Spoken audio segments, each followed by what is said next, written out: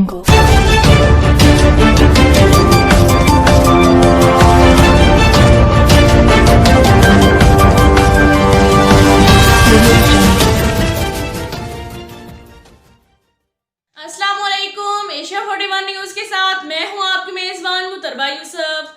खबर शामिल करते हैं लोधरा से। हमारे ब्यूरो चीफ शाहिद नुनारी के मुताबिक deputy commissioner captain Shoaib Ali ने वजीर आला पंजाब के प्रोग्राम खिदमत आपकी दहलीज पर के सिलसिले में लोधरा शहर में सफाई सुथराई के अमल के जायजे के लिए खुद निकल पड़े।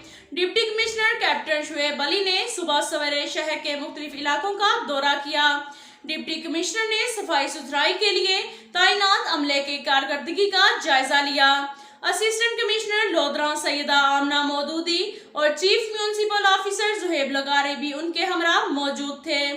शहर की सफाई सुथराई को बरकरार रखने में शहरी भी अपना किरदार अदा करें। Deputy commissioner captain Shoaib Ali का कहना था कि शहरी कूड़ा क्रिकेट को कलेक्शन पॉइंट्स पर फेंकें। इसके साथ ही शहरी जिम्मेदारी का मुजाहरा करते हुए शहर की सफाई को बेहतर बनाने के लिए ताउन करें।